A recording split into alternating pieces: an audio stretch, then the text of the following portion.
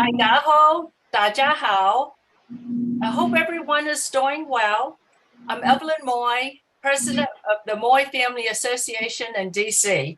Since the beginning of the pandemic, we have either hosted or partnered to bring educational content to the Moy clan and our friends, you, who are across the United States and overseas. Most of us are American-born Chinese, ABCs, so as Americans, we are proud of our American heritage, standing tall on the shoulders of our immigrant parents who paved the way.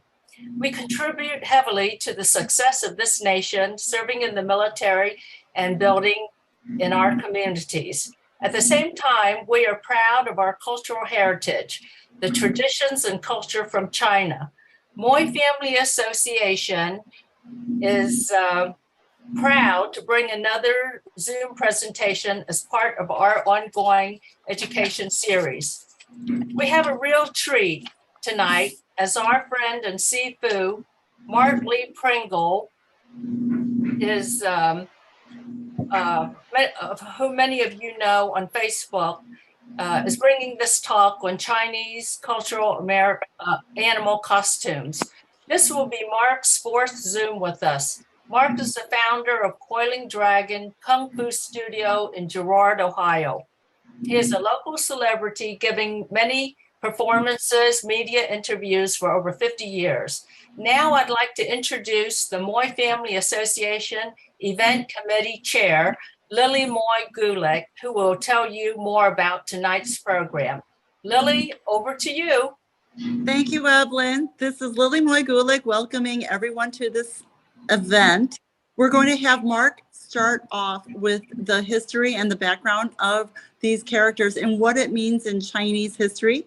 We hope that you are able to be very interactive and very curious. So take it away, Mark, starting with you. 你好，好吗？I'm the director and the head instructor for Coiling Dragon. It's a Zhuanlong Chinese organization. Zhuan, like rolling, like tornado. So we want this idea of a coiling dragon, a rolling dragon. And also, starting last year, I just opened up Li Gaitang. It's the Li Family Association because we also do other cultural activities. I teach basic Chinese, and we do all kinds of different things. I show people how to do calligraphy. We talk about other aspects. We just went through, of course, the Moon Festival, things like that. Everybody just about knows of Chinese New Year, but Moon Festival, the Qingming, cemetery cleaning isn't as well known. So, and John, my student who's helping me tonight, he's been with me for 11 years. He's a Tudi, which means an indoor student. He's one of my disciples now. And he made this for me. So he's very talented in many ways. So I just wanted to let everyone know that. Now, starting with the oldest costume, okay? Lion dances, probably everyone's seen them for Chinese New Year. Once in a great while, or depending on what village you may have come from in China, you might have seen what a lot of people call unicorn. It's actually a dragon horse costume, or a flat-faced lion from Taiwan, used with a lot of Hakka family celebrations. But we're starting tonight with the oldest costume, the dragon costume. Now, people look around and see maybe different things and go, oh, yeah, nice dragon. No, this is the lion. So the costumes that have a head, basically like a Beijing a Pekingese dog, is actually the lion. It's only two people, the head and the tail.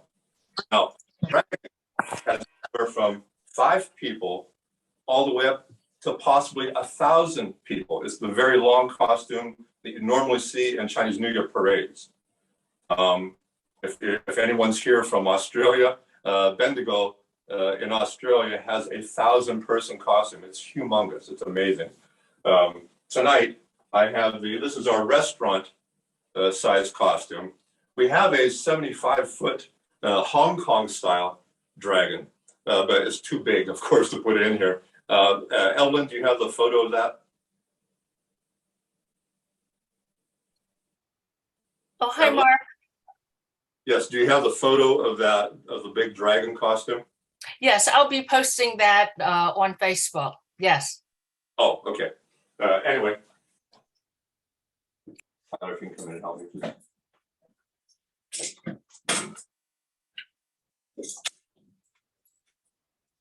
And grab this. Just stand right there.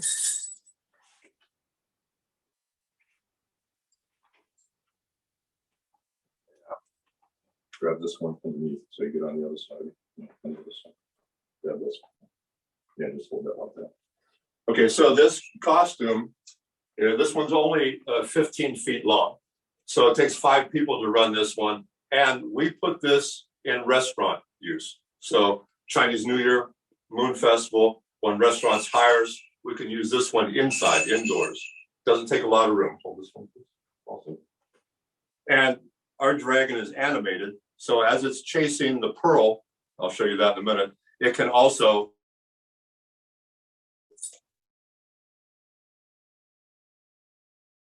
same time, right? So it has this type of little study. So you do a lot of weaving with this, right? Up and down movement. And again, 5 people to run this one.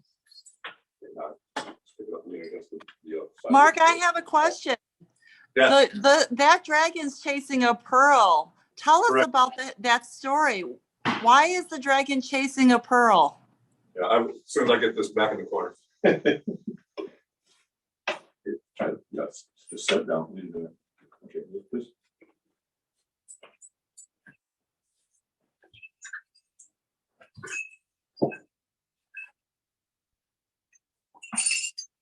And this is the pearl that it chases. And the pearl for Chinese culture stands for wisdom, loyalty, education, all positive things. So the Chinese dragon, unlike the European dragon, Chinese dragon always is chasing something positive to acquire, wisdom and education. And of course, the pearl person is a little bit more active in front because the dragon is weaving and trying to capture the pearl. So it's doing basically kung fu movement.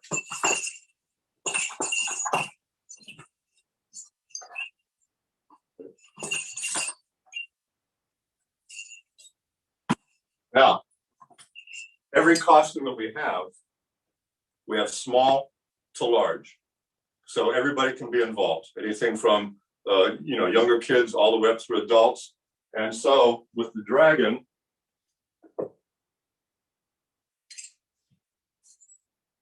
we have either a 1 person or a 2 person if they're smaller costume. It's the same idea, and they do the same weaving action. They'll circle around, chase the pearl.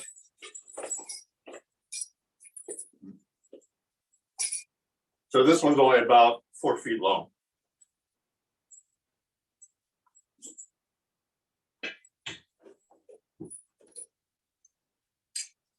Okay.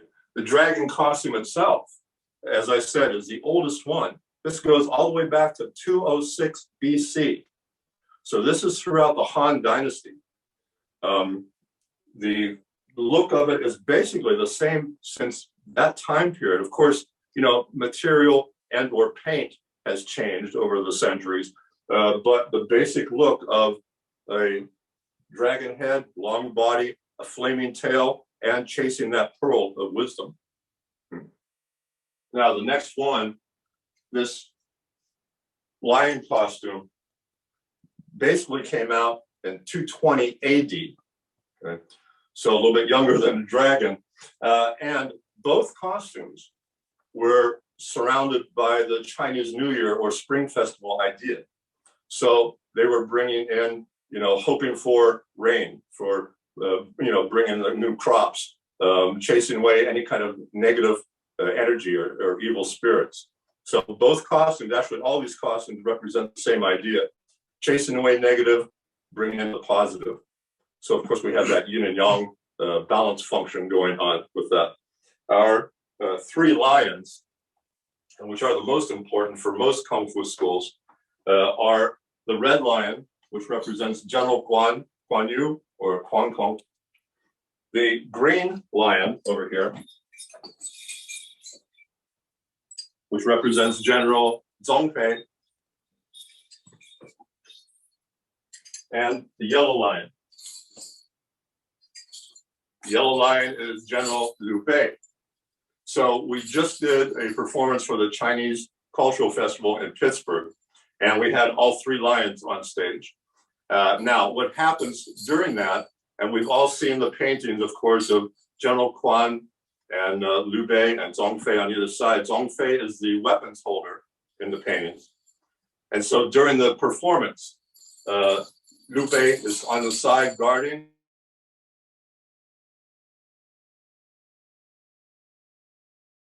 Fei comes over and grabs the, and this is a smaller training version of that.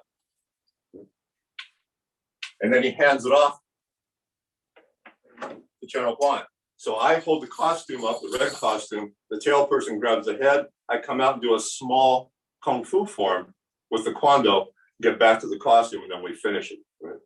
Now, lion dancing in general. You're supposed to, I have a small representation here.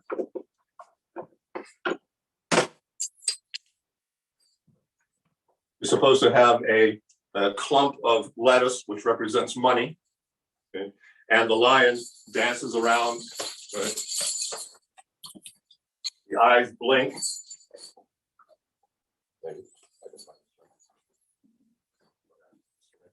There it is.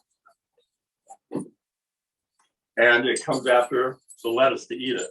Well, once it captures the lettuce and eats it, chews it up, it spits it back out to the crowd. When you spit out the lettuce, if you capture a piece of that lettuce, that means you'll have good fortune, prosperity, and money that year. Okay? So everything is represented as some sort of iconic ideal from Chinese culture. And as one of my instructors told me years ago, if you don't own a plastic stool like this, you're not Chinese. That's really funny. You know, for many years I've seen the celebrations, but now I know for sure what each symbol represents and its rich history. Now, thank you. This little clump of fake lettuce is also connected to a fish. Okay, if you look up the movie, it's called Dreadnought. It's Dreadnaught, Dreadnought. It's a film from 1981. It starred Tak Wah-king, and he was the one that played Wang Fei-hong in all the older movies from the 60s and 70s, actually going all the way back to the 40s. He played Wang Fei-hong for years. Well, they had this hanging in that Dreadnought movie, and it was a fight between a southern lion and a northern lion. I'll show you the northern lion here in a second. It's a great film clip. You can look it up on YouTube. But anyway, they were fighting over this type of lettuce and fish. It was a live fish.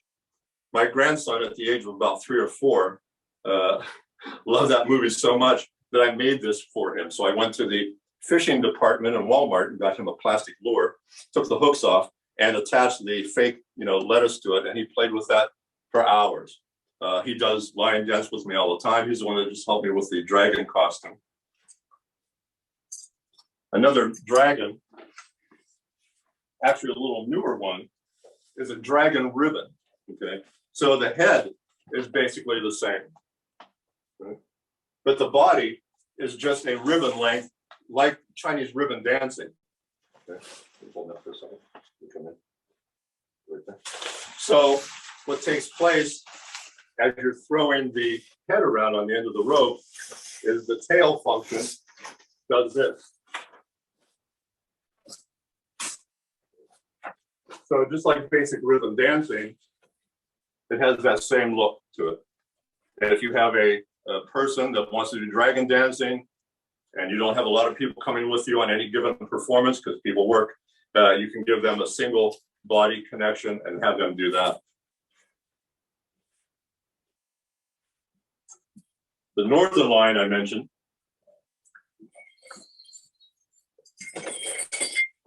has this appearance. And it looks more like the Beijing Gong or Pekingese looking dog.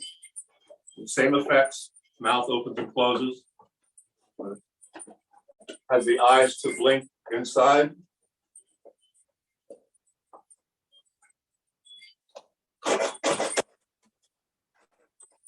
And with the northern lion, you can blink one eye at a time.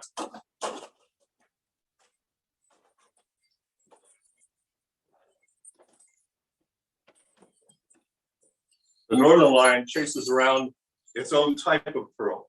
This is a loose pearl that the other performer throws in the air. The lion catches it. They do a lot of kung fu movements with it, of course.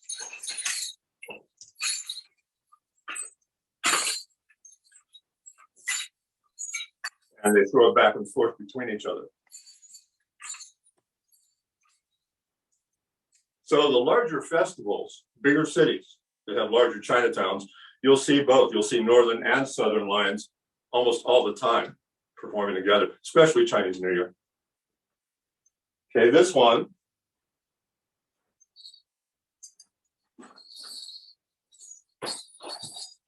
In Mandarin, they say qilin, or Cantonese keilun, means both male and female. If you look up the old characters for it, a lot of people have nicknamed this unicorn, but it's actually a dragon horse. So it's a common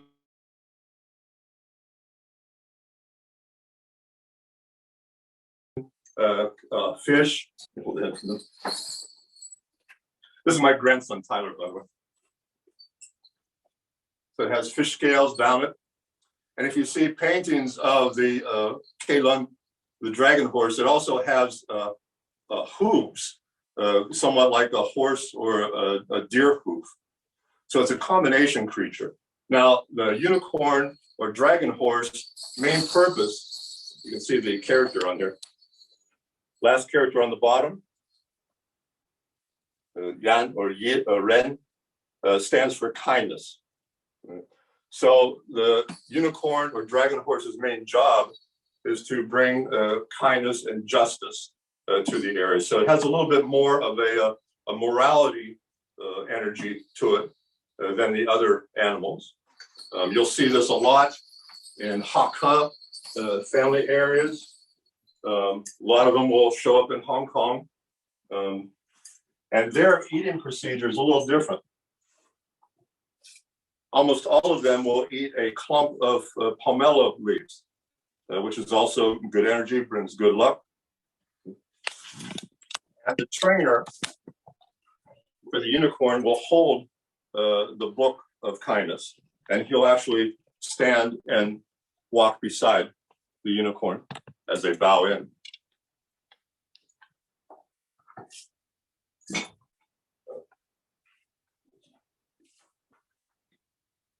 Now, this is not my pet snake, but during especially Year of the Snake, the southern lion will attack the snake and eat it and throw it around. And of course, concerning the 5 venoms, snake is one of those. If you get rid of the 5 venoms, you'll have a good crop. You'll have a good agricultural year. So the snake will be laying there.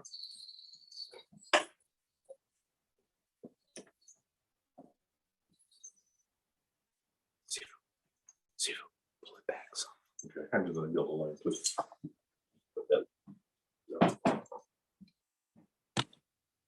All right.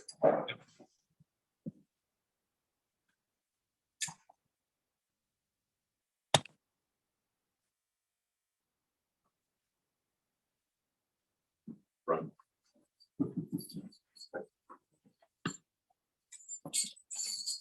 Again, the lion will parade around it, tap at it with his foot like it's afraid.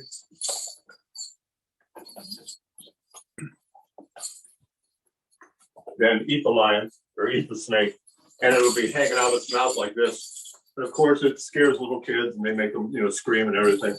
Then the lion will step on it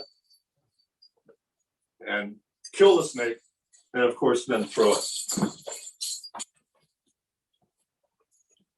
Also, I wanted to show you for the single body cape, instead of having two people, sometimes people can do it by themselves, just like we do with all the other smaller costumes.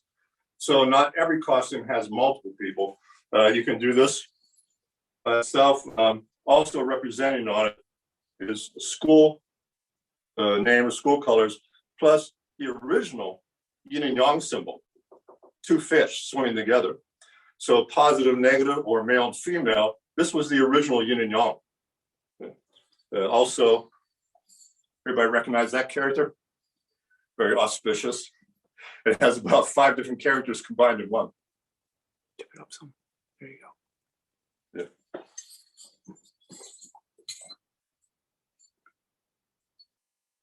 Now, John, if you can help me real quick here. Mm-hmm.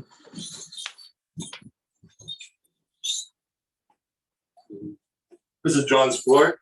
He's my 11-year student.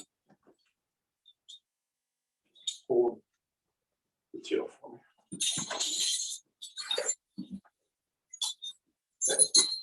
If you don't have someone that's trained as the tail person, you can also see this quite often. The other person helping in the background will just be holding the tail like that, walking around with it, and just making the costume kind of waft up and down. We'll do just a second of that.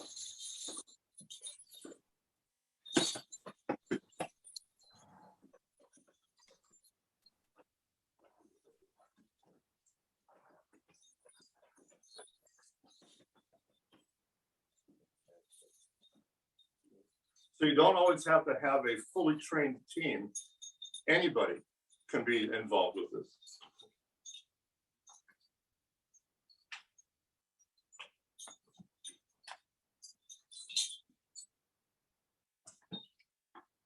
Now, the other important part. From my experience with Zooms, the sound or the volume doesn't always portray real well. So, check your volume. You might need to turn it up or turn it down a little bit. The drums that we use with this, the rhythm structure, cymbals and gongs, a little loud, but they're supposed to be. Again, they chase away the evil or negative energy. But this is the standard rhythm.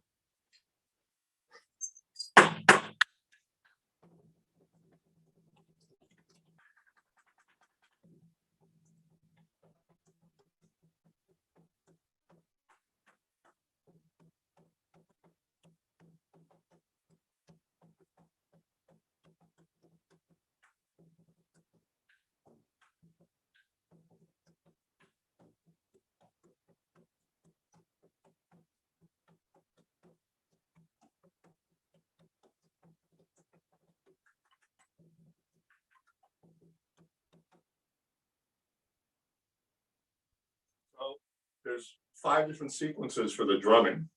When the lions come out, they actually sit down on the floor, the eyes close, they pretend to sleep, and that brings in the next character.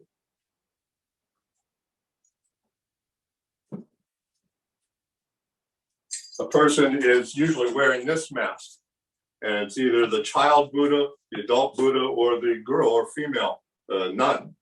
And its job is to train the lion, keep the lion out of trouble, right? So it's always chasing the lion, trying to wake it up, make sure the lion's doing the correct thing.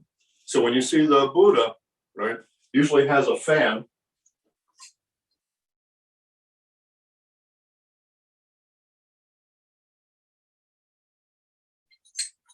And waving away negative energy, right?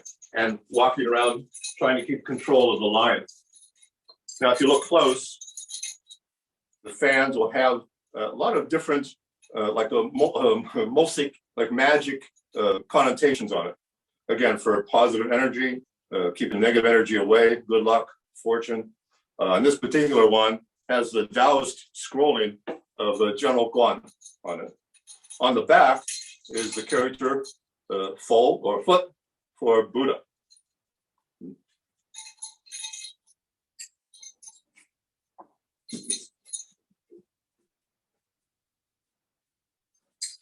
Representing the ladies, A little cuter version of that. This is the female nun or the female Buddhist. Now, just like Beijing Opera, right? In the old days, women weren't allowed to do any of this. Now everybody's involved. Matter of fact, there's a school out in California called Lion Dance Me, and they have probably about 10 different troops of younger kids. They go around to the area high schools in San Francisco, and they recruit all these kids. And I would say about 70% of them are girls, and they do an amazing job, right? So again, everybody nowadays is involved.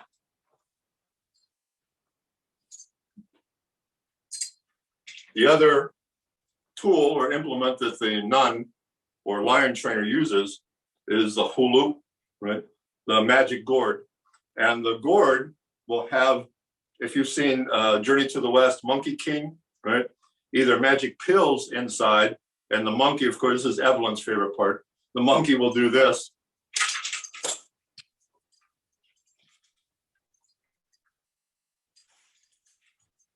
Right? Or if it has the magic elixir or tiger bone wine inside, you'll see sometimes the nun or the monk drinking it.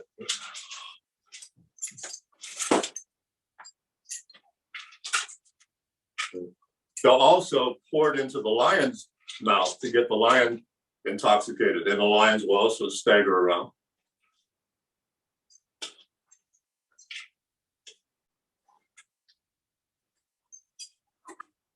At the end of most lion dances, especially nowadays for weddings, it's become very popular. The lions will come out and grab a scroll. At the very end, they'll be dancing, dancing, dancing, tick tock tock, tick a chong tong tong, and then the scroll rolls out. And there'll be different sayings on it, of course. This one is Nian Nian Yoye, which means year after year, bringing good fortune. And of course, good fortune is almost always represented by the gamle, the goldfish or carp.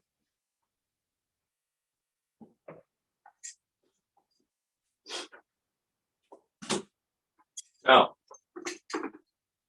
when we do lion dances, especially restaurants, Chinese New Year, a lot of people come dressed up in their finest clothes, their hair's all done.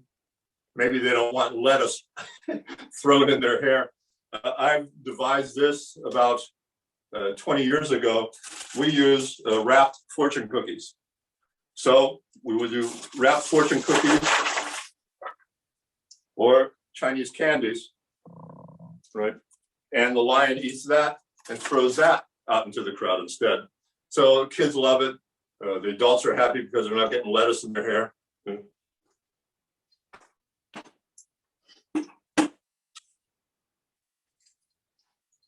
Okay, last but not least, this lion is from Taiwan, and a lot of schools do this. Also, Fujian, right? It's a flat-faced lion, nothing animated on it. The eyes don't blink, the mouth doesn't move. This has a very interesting history. It comes from the Ming to Qing dynasty turnover. So the Ming rebels, of course, didn't want the Qing dynasty to be taken in ruling position. They created this green-faced lion to represent the Qing dynasty. And the students would actually fight with this lion in a rebellious kind of act or celebration. In the back of it,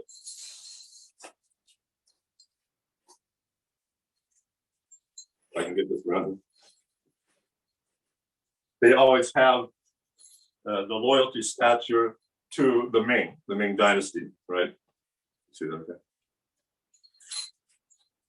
So within the costume itself, it's very basic, not as fancy as the other costumes. Most of the time, smaller villages would build these. And this one is just made out of a vegetable strainer, right? And all they do is they cover it, they put the mirror on top, they make a body cape out of whatever material they have laying around. And then the fight that takes place between the lion and the Ming rebel. Here, John.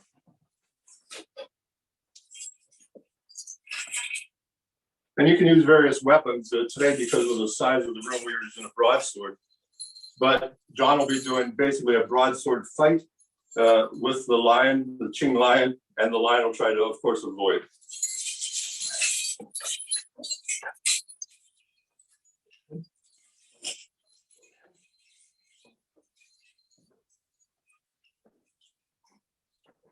Good.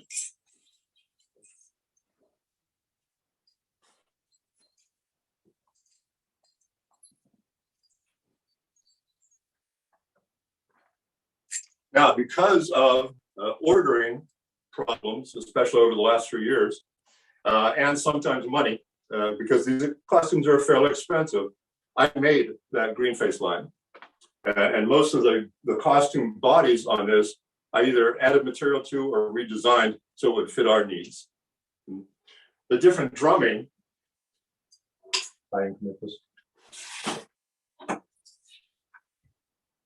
this smaller drum is very popular in Hong Kong.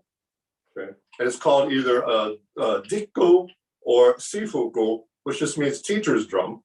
The dikgu sound is because it makes that tick, tick, tick kind of sound, very high pitched. Or during the dragon horse or the unicorn, this is the drum we use.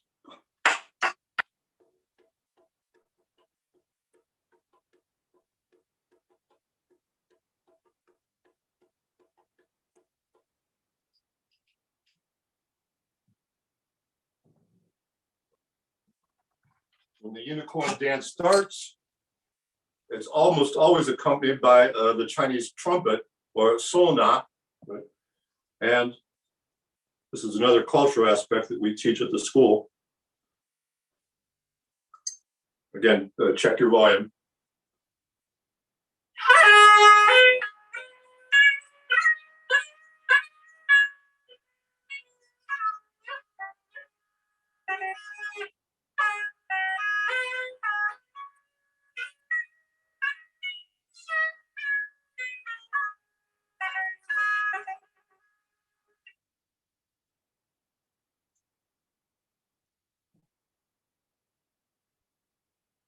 The other little drum is just, again, a small representation. This is the northern Chinese drum. This is the way they look. And again, from small to huge. And it has similar sound. It always has a rounded body. The cowhide for the head is always trimmed off instead of left, right? And it's always red.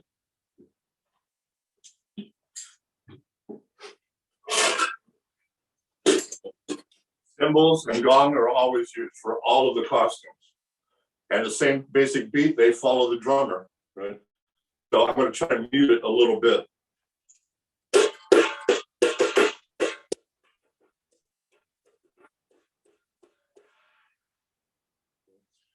In Hung Guo and 20-foot styles of Kung Fu, they actually have cymbal fighting forms. And, you know, 20-foot especially, everything could be used as a weapon. Right? Just like the Jackie Chan movies, he can knock you out with a stuffed animal. Right? So same idea. And this, of course, brass cymbals, these are from Wuhan. What's another? These are official Wuhan line dance cymbals. Very hard brass, and you get hit with this, you'll know it.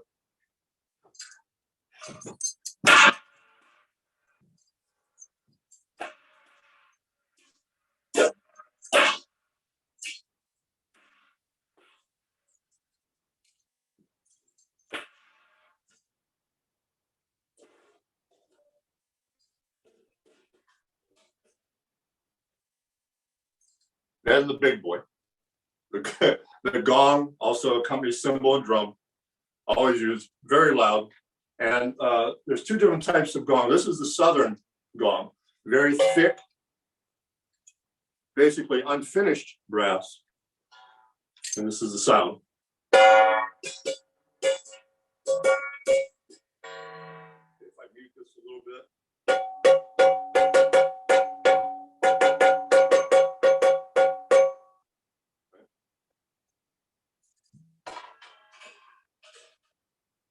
the northern gong, also used in the Chinese opera. A little bit more musical, not quite as harsh on the ear.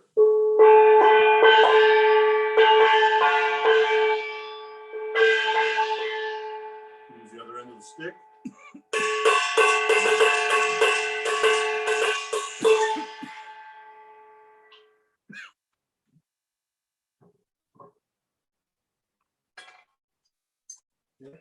And I think that's it.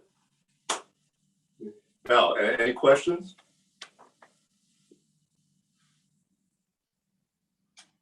How are you doing on time, though? Well, thank you very much, Mark. Let me in. Thank you very much, Mark. Let's That give was Mark a big fantastic. hand. Thank you. Everybody give him a hand. That was fantastic. Oh, told you. Okay, That so was there, so incredible. I'm like inspired. I now want to like learn how to do the dance moves. And I'm thinking for like fun purposes, I should have like a 10 or a 15 person dragon and just parade up and down Chicago. Well, it's very aerobic, so it's very good exercise. And of course, in order to be on most lion or dragon dance teams, you also have to learn Kung Fu. So, Oh, really? yeah. Wow. Sign me up. Okay. Are you teaching? Pardon? Are you teaching any classes on Zoom? Not on Zoom yet. I have a couple of private students that prefer Zoom just because of their work schedule and everything. But I'm not going out and about with Zoom just yet, but I can. I'm going to think about that. I kind of like the idea of having a dance party and having everybody be part of the dragon. Right. And I'll tell you, starting dragon dance is pretty easy and not expensive. You can get a long length of rope and take, smaller poles that you can get at any hardware store and tie the knot to the rope about 5 or 6 feet apart. And you can use that as your pretend dragon to get started. I'm all for it. I'm all for it. Now, Mark, could you tell us a little bit about yourself? I mean, I was so impressed when you told me that you were of Scottish Chinese heritage. And I'm like, this is really amazing. You speak the Chinese language, you read and write the Chinese language, and you really know the traditions. And I would love to just have you share a little bit about yourself and your favorite traditions that you enjoy. Sure. Because of all of this, I can thank and blame my parents. They sent me to 3 different Chinese schools over the years when I was growing up. So we mainly spoke English around the house, but when relatives came over, we spoke Cantonese most of the time. We had some relatives from Tianjin around the Beijing area. And so once in a while they would be, speaking Mandarin, but I was young. And, I wanted to go outside and play with my friends and I should have, but didn't really ask questions a lot back then. So, going to the Chinese schools later when I was about 12 to 15 or so, I learned a lot of this stuff. I actually did Chinese opera lessons in New York City. There was a teacher, Hui Luotin, on Bayard Street. And I spent 2 years on the Bayard up there in his 3rd story apartment. And we were on those little, and they're still there, the wrought iron railings. And we'd be standing there probably about 3 or 4 abreast on those railings. He'd be hanging out of his window yelling at us. And we'd have to stand heels together, fist on waist, and hold out one, opera note, whatever that was at that time. I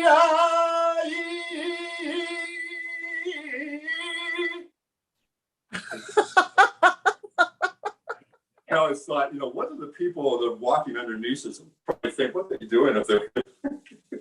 So I've had a lot of great experiences. I love everything about the culture. I don't know if I could pick just one favorite part, actually. It's all interesting to me. I wish, like everyone says, I'm 67. Everyone around my age might say, oh, I would have asked my parents or grandparents, more questions growing up, but too interested in playing guitar and going out with my friends. Well, you're in fantastic shape, and I believe it's because you practice the movements and you have a regular commitment to doing this. So I'm just simply fascinated, and I want to say thank you. Does anybody else have questions? Yes, let me just jump in here. Thank you, Mark. We have quite a few questions, a big conversation going along the chat. So if you have a question, go ahead and unmute and ask Mark directly yourself. Someone, who would like to go first? Someone had a question about where you got the collection. How much do they cost about, and talk a little bit about that, Mark, how you came to collect them? Yeah, nowadays it's pretty easy to find or collect these costumes. You can go to China Cart, that's China and then CART.com, and they sell all of these plus thousands of other costumes. You can get Ming, Qing Dynasty, Tang Dynasty outfits for men and women, the animal costumes, of course. It's a fantastic business from China. And they're easy to work with. You can call them up, talk to them, or just, message them. Another great place, and I got, which one? I got this drum, the Buddha heads, and I'll bring the large one out in a minute. These are all, again, a little smaller. These are restaurant size. Okay, but I got our large golden dragon from Master Lee, and he's in New Jersey, so very close to probably some of you. So if you want or need a costume or a drum or anything like that, I can email anybody. You can message me anytime, and I can email you or message you information. They start about $300 or so for a small costume. The larger costumes, like the Dragon Horse or Zhong Guo or Zhong Fei, the Northern Line, those are probably around 500 and up. And they can go upwards to $1,000 or more. They come with full body tails, the pants that match. I have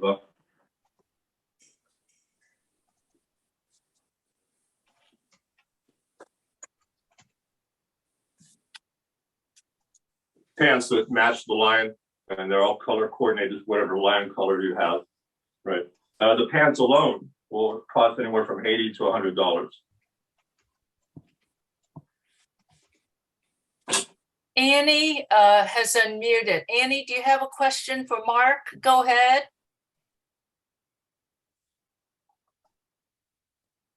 Annie, did you have a question? You unmuted. No, I did not have a question. I'm sorry. Okay. Jock and Sharon Moore, you Wong unmuted. Do you have a question? No, I have no question, but very interesting because my dad is a Kung Fu master. Oh, thank you. Yeah, my father was a Kung Fu master. So so this one for me is bringing back a lot of memory. It was just wonderful. Awesome. Yeah, you had a lot of correction. After my dad passed away, we had to give out all his correction. And actually, I still have some in my basement. Oh, yeah. Like, yep. Not this type, like the saw and that kind of stuff, Sharon, let's start practicing together. Sharon, Come to my house, Lily. we'll come to your house. We will start a troop. Marie, Owen, are you part of the troop? It was wonderful. It was nice. Thank you so much inviting us to Joy. You're welcome. Thank you. Yeah. And so glad to see you. Oh, this is beautiful. This is gorgeous.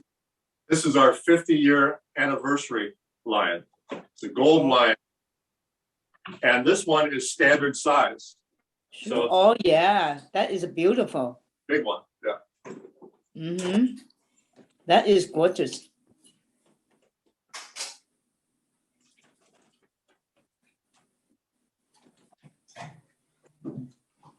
And of course, the body is gold. The pants are gold.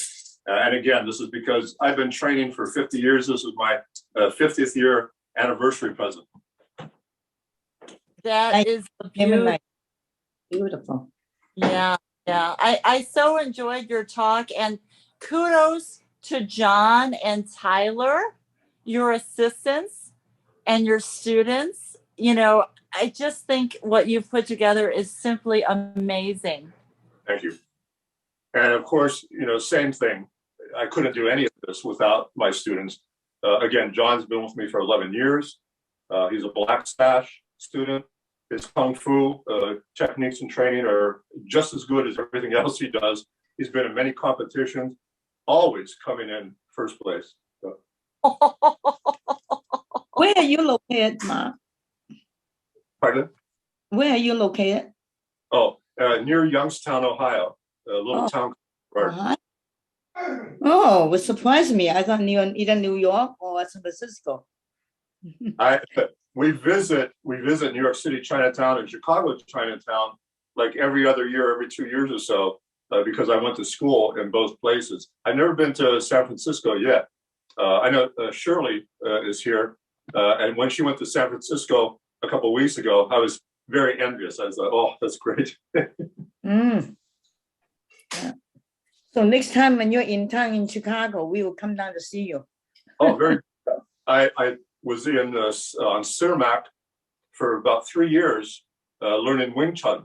Wing Chun Kyun is a very small frame shorthand centerline Kung Fu. And there was on Cermak years ago, this was 1975 or so, it's called the Cantonesian. None of those restaurants are there anymore. Everything's torn down. They made a big parking lot and a new fire department there on Cermak. Anyway, I was there for about 3 years, and that's where I got my first lion dance and dragon lessons. Oh, I see. Yeah, I can't remember the full name. Hoy Lemon restaurant that was on the corner there of Cermak. Yeah. Hey, Lemon. Obviously it's not there anymore, but this is very nostalgic, and it would be great to share more information. And I encourage everyone on the call to stay tuned and give us some ideas on the topics that you want to learn. And I think you're an inspiration, Mark, Sifu Mark. You've inspired us to continue learning and learn movement too. I mean, not just the culture, but the idea that at any age you are moving and using this to keep your health. Right. So thank you. Well, You look very good. I had no idea that you were in your 60s. We have another question from Lily over here in DC. Lily, go ahead. Thank you. I was just wondering how to invite Master Mark to perform, let's say for Lunar New Year or for a restaurant opening. How does one do that, Mark, please? I'm on Facebook, so you can message me through that. And or anybody that's listening tonight, if you want address, phone number, I can message that to you. What we usually do is about a month or two in advance. If you want us for Chinese New Year, right, and because of travel time and everything, it'll take that long to plan. We're pretty busy Chinese New Year. Now, Mark did say that they're a 6-person entourage. And does that include Tyler and Brenda and John and everybody else, Mark? Everybody that's not working that day. Yeah, we put them in the Kung Fu bus and we drive around there. That's the Kung Fu bus. All right, let's see. Does anyone else have any more questions? Anything about the costumes or? Evelyn, I'd like to mention also, because of course, what a lot of us have gone through over the last 4 years, the racial thing always comes up. Now in Youngstown, Ohio area, thank goodness we haven't had any Asian racial problems, and the same goes for Cleveland. Very few. Akron or Pittsburgh around us, haven't heard of much of anything. But as I always say, because most of us, my age or older, have grown up with the idea of, you're Chinese, don't talk to anybody, don't give your opinions or views, no eye contact, keep to yourself. Well, in my opinion, those days are gone, right? I always say, we have to drop the rickshaw boy or the China doll attitude. We have to be strong. We have to stand up for ourselves. And since, the racial context of, oh, you're Chinese, you know Kung Fu, the old 1960s to 1990s joke. Well, in my opinion, let's make it true, right? Take Kung Fu lessons or martial arts of any kind. Learn how to prepare and use self-defense, protect yourself or protect those around you, especially the elderly. That's a really good point. That's an excellent point. We have another question from Shirley. And after Shirley's question, I'd like to get a picture of Tyler and John in the picture so that everybody can take a screenshot on their cell phones and get the word out. But we have a question from Shirley. Shirley, go ahead. Hi, Mark. Hi, how are you? Good, good. My question is there a ceremonial way of putting a lion or dragon out of service, so to speak, if no longer being used? Yes. And on both ends of it, when the lion or dragon comes into the performance, you have to have the eyes covered with red joss paper. I light an incense stick and I write the character of Sao or Shou for longevity in front of the lion's or dragon's face. We take the paper off, we tie on the red ribbon. I'll show you one real quick here. The red ribbon on the back also has a mirror to ward off negative energy, right? And then you take a mixture, a very old traditional mixture of cinnabar, wine, and you put it on a ginger root slice and rooster blood. And you mix it up and you take a paintbrush and you dot the eyes, the mirror, the horn, the tongue, and then you take a swipe of that mixture down the body tail of the creature, whether it's the lion or a dragon. So that brings the lion to life, and especially for the gentle Quan lion, there's a lot of ceremonial things you have to do for that. Now, when the lion is getting ready to retire, you're buying a brand new lion, the old one's beat up. The ceremonial idea is to burn the lion, just like you would do for incense or joss paper when someone passes away.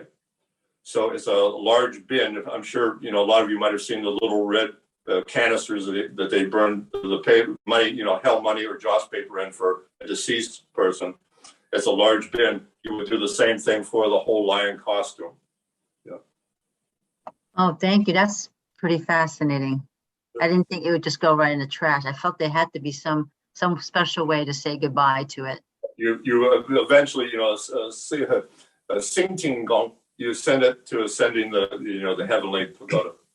Yeah, I hope that maybe if anyone wants to dispose of a lion, they just let the community know so that, before it gets retired, maybe a school troop might use it or some other purpose. For even the museums might want that, especially if it's very old.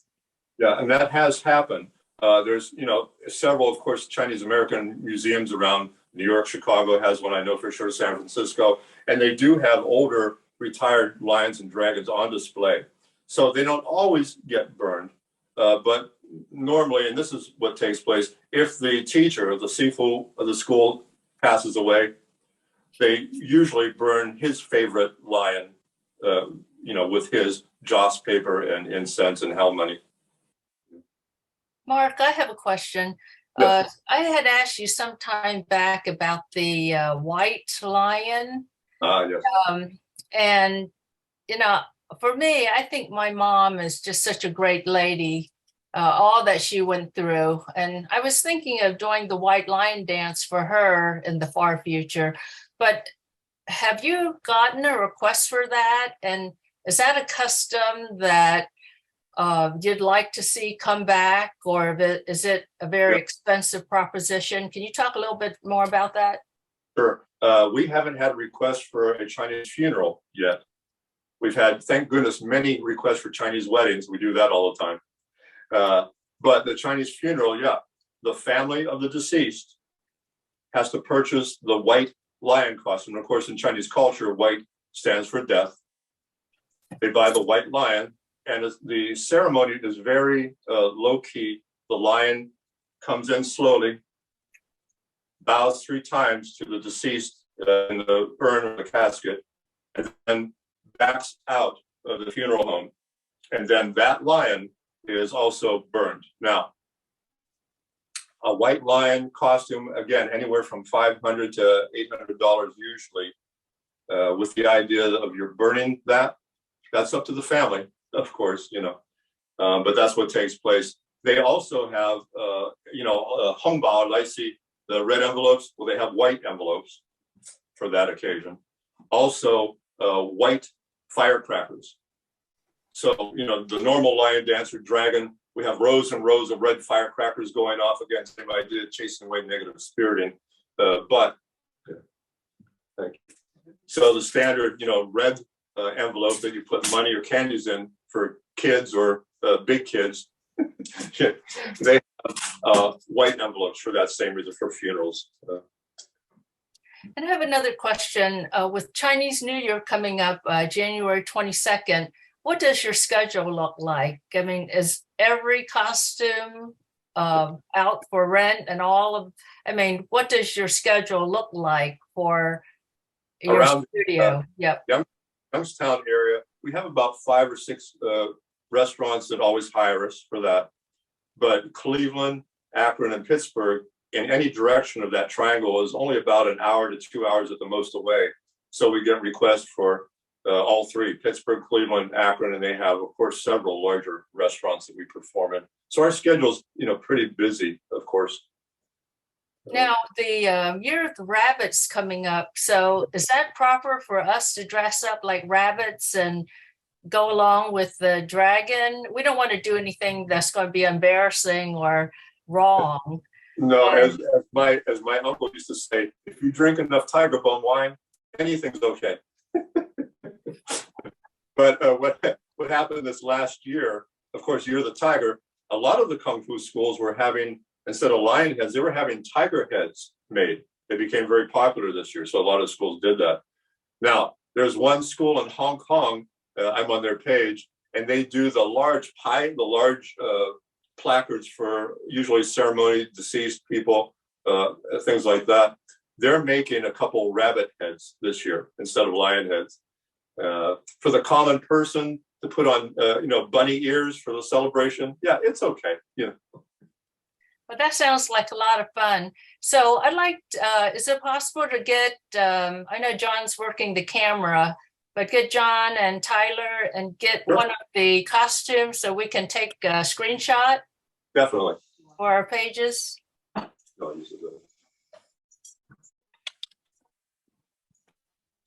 you grab the